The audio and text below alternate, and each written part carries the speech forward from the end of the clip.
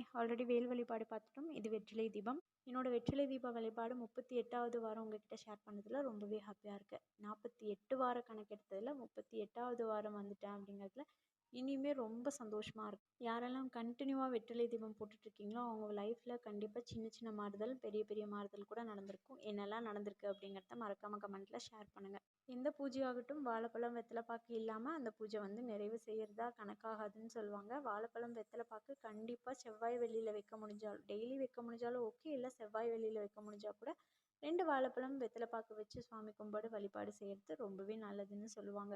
அபிஷேகமாகட்டும் அர்ச்சனையாகட்டும் நம்ம செய்யும்போதும் ஓம் சரவண பவங்கிற மந்திரம் தெரிஞ்சவங்க மந்திரம் சொல்லி வழிபாடு செய்வாங்க. இல்லை எனக்கு நிறைய பதிகம் தெரியும் அப்படின்னு சொல்கிறவங்க பதிகம் சொல்லியும் வழிபாடு செய்யலாம். நான் வந்துட்டு பதிகம் போட்டு விட்டுட்டு ஓம் சரவண பவ மந்திரம் சொல்லி அர்ச்சனையும் அபிஷேகமும் செய்வேன்.